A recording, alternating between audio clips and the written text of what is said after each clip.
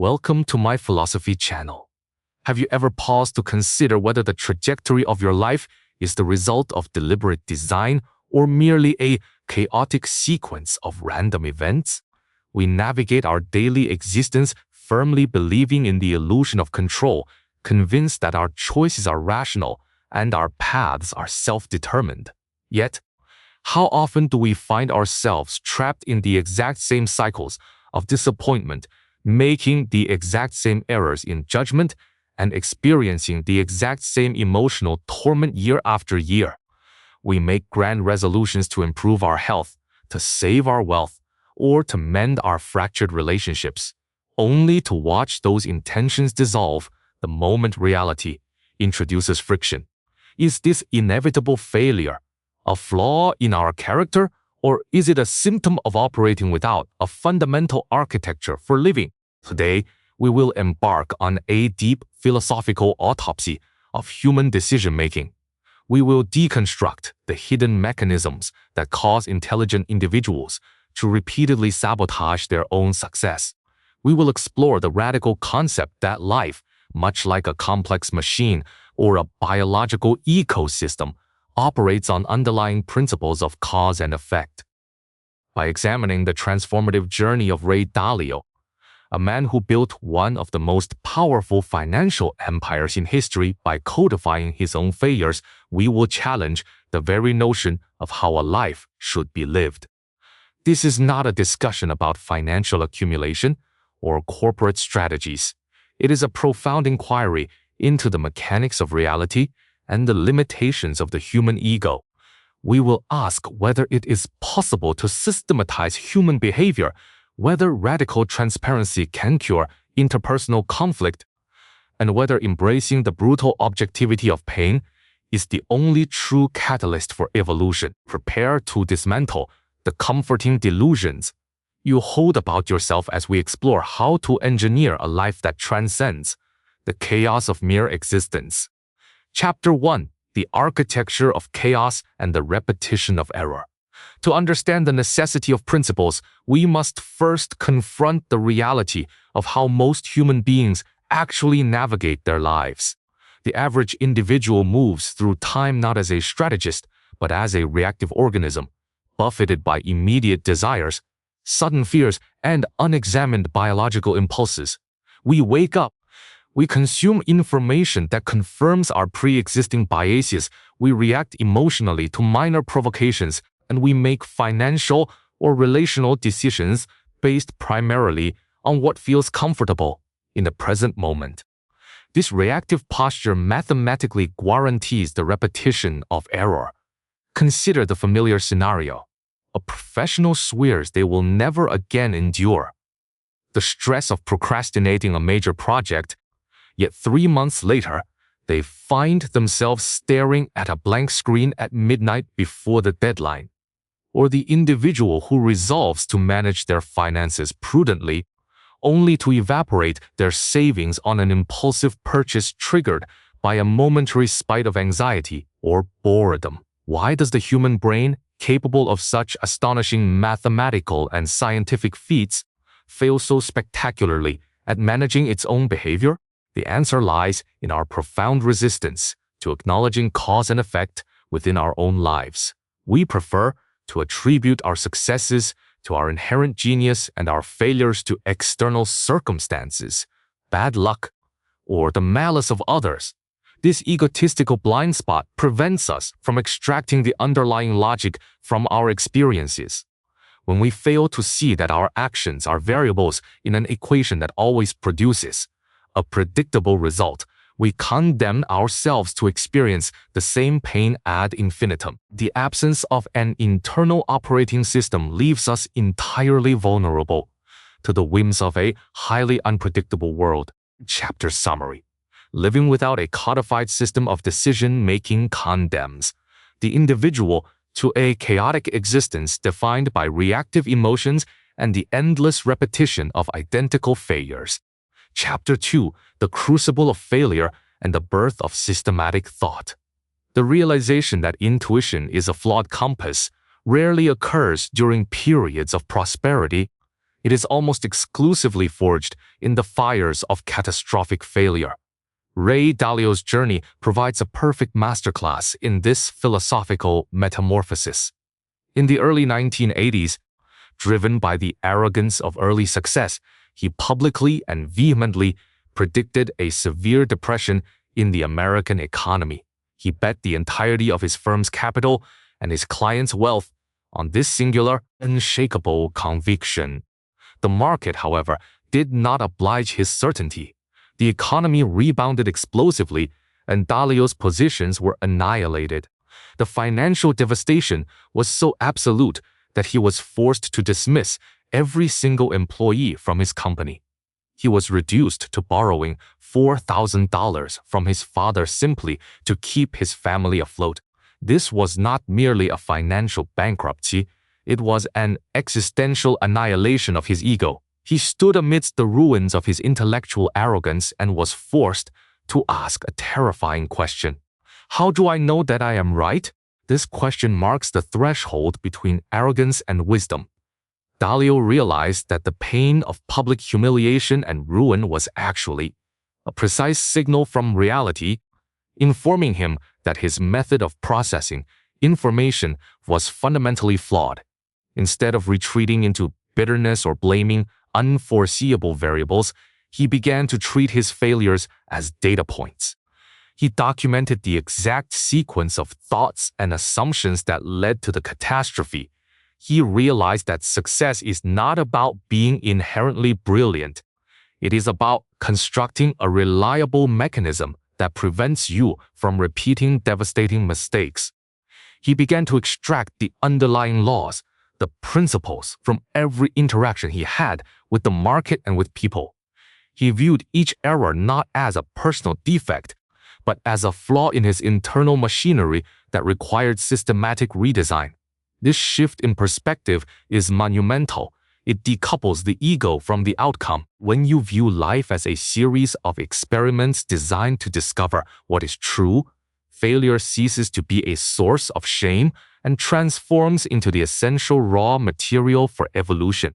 The principle is born when pain intersects with deep, objective reflection. Chapter summary. True wisdom and the formulation of guiding principles only emerge when an individual radically accepts catastrophic failure as objective feedback, demanding a systemic change in thinking. Chapter 3. The 5-step evolution and the mechanics of destiny. If we accept that reality operates on discoverable rules, how do we actively engineer our interaction with it? Dalio proposes a brutally pragmatic 5-step process that functions as the universal algorithm for human evolution. The first step is establishing clear goals. This requires a painful confrontation with reality because it demands sacrifice. Most individuals fail immediately here by confusing vague desires with actual goals. Wanting to be wealthy or happy is a wish. Deciding to sacrifice your leisure time to master a complex skill within 2 years is a goal. Choosing one goal inherently means murdering 1,000 other possibilities. The second step is encountering problems. When the inevitable obstacles arise, the average mind perceives them as unfair punishments from the universe. The principle-driven mind perceives them as essential diagnostic tests. Problems are the friction generated when your current capacity collides with the demands of reality. They are the exact indicators of where your internal operating system must be upgraded. Tolerating a problem, accepting a chronic bad habit, or a toxic relationship is functionally equivalent to ignoring a spreading disease within your own body. The third step, the most psychologically demanding, is accurate diagnosis. When faced with a problem, the immediate human instinct is to find a quick fix or to blame someone else. True diagnosis requires the cold, detached objectivity of a surgeon performing an autopsy on the self. You must bypass your defensive ego and identify the root cause, which almost always resides in your own behavioral blind spots, ignorance, or lack of discipline. The fourth step is designing a plan. This is not a wishful intention. It is an architectural blueprint formulated to circumvent your identified weaknesses. It must be specific, sequential, and actionable. The final step is relentless execution. The most brilliant blueprint is utterly worthless without the discipline to lay the bricks. This step requires the suppression of temporary emotional fluctuations in service of the long-term objective. Execution translates abstract philosophy into tangible reality.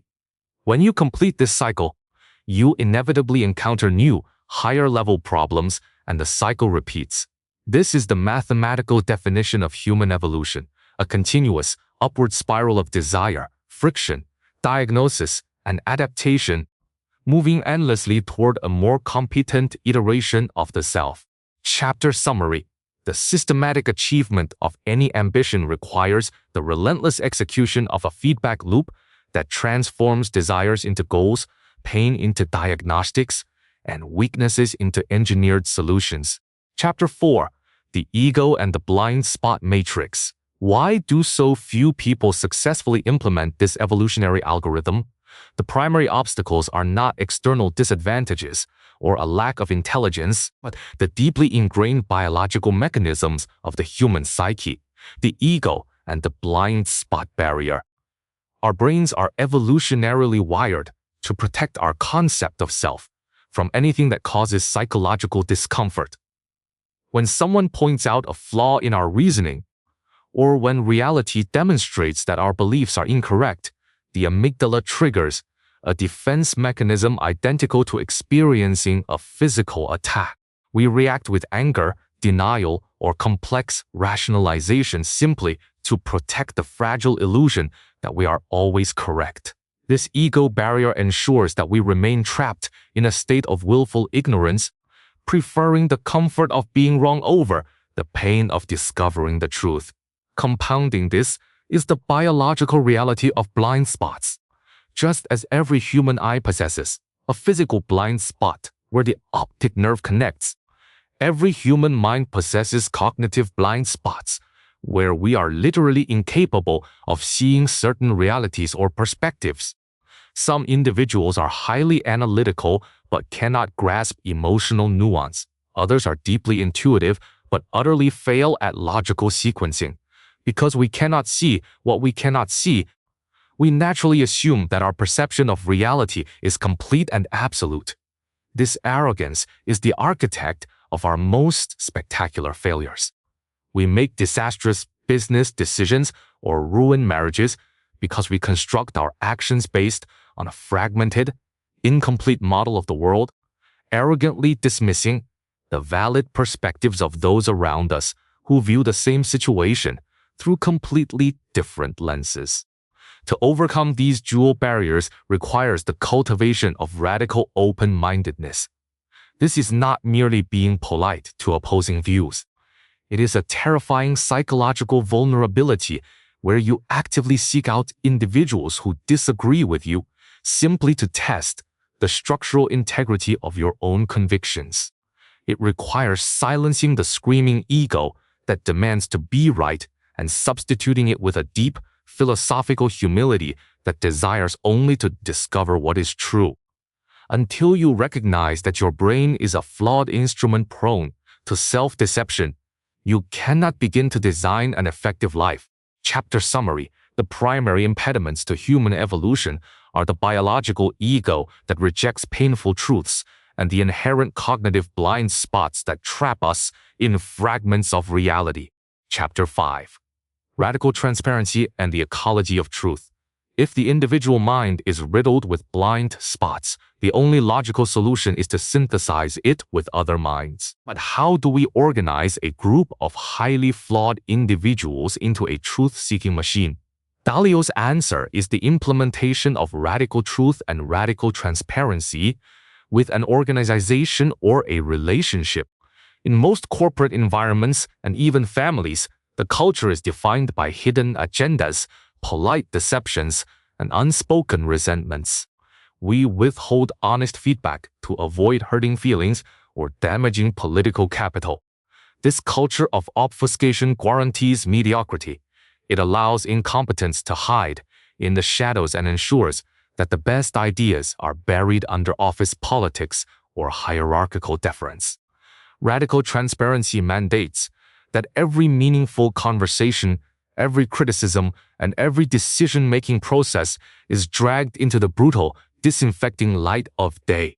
If a manager believes an employee's work is subpar, they do not whisper it behind closed doors. They state it directly, backed by observable data.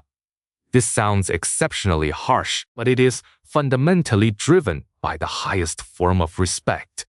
It is the respect of believing that truth, no matter how painful, in the moment is ultimately more valuable than the temporary comfort of a lie. Radical transparency creates an environment where facts become the supreme currency. It eliminates the friction of guesswork and the toxicity of office gossip.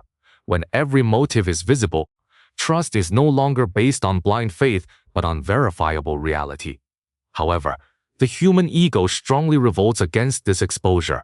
It requires a cultivated tolerance for discomfort to sit in a room and rationally discuss your own diagnosed weaknesses with your peers. To make this system functional, it must be paired with an idea meritocracy. The traditional hierarchy, where the boss's opinion automatically dictates the outcome, must be destroyed. An idea meritocracy seeks the best answer, regardless of where it originates. A junior analyst's data-driven insight must be able to override the CEO's intuition. This is achieved through believability weighting, evaluating an opinion based on the individual's proven track record of success in that specific domain.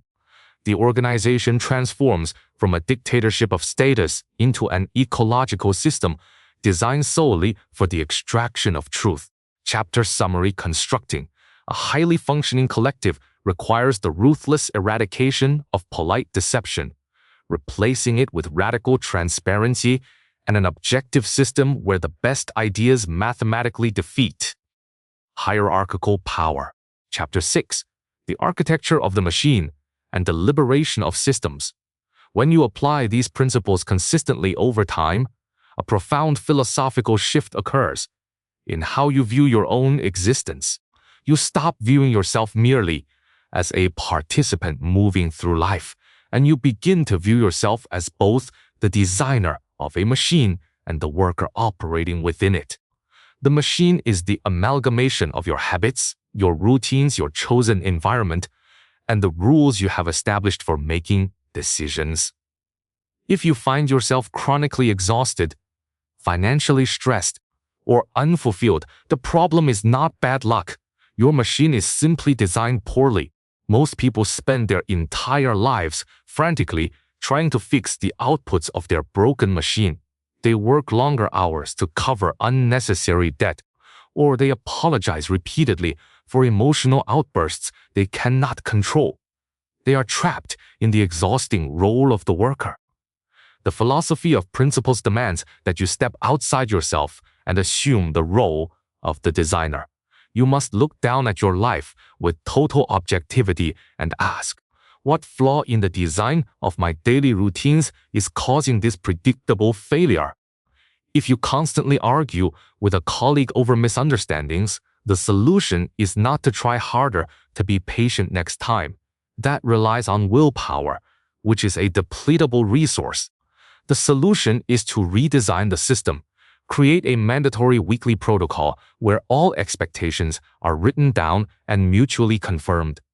By codifying the solution into a rule, you remove the need for emotional decision-making in the heat of the moment.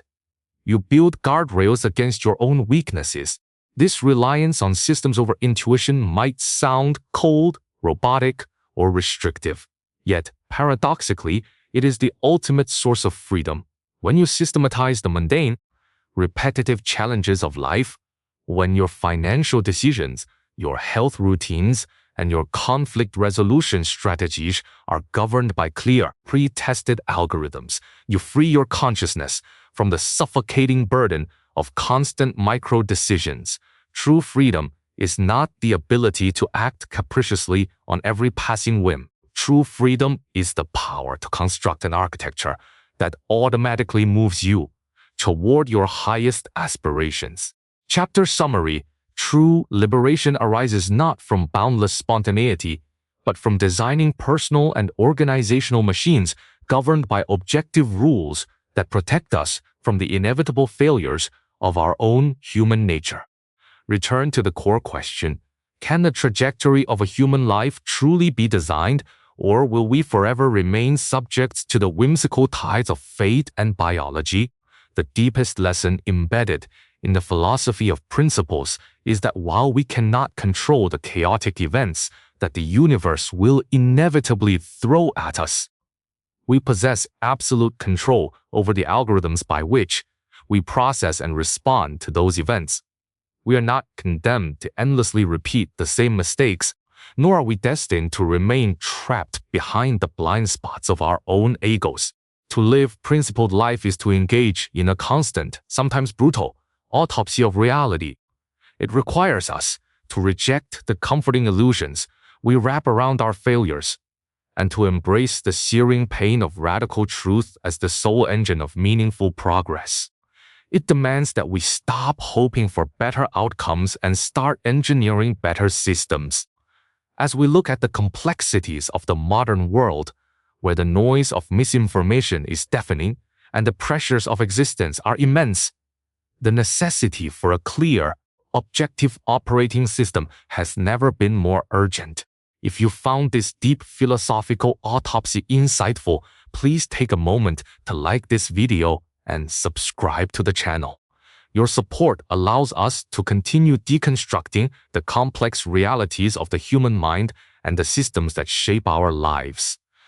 As you move through your next encounter with failure or friction tomorrow, I leave you with one final, uncomfortable question to reflect upon. Are you willing to endure the pain of discovering exactly where you are wrong, or will you continue to choose the comfortable paralysis of believing you are right?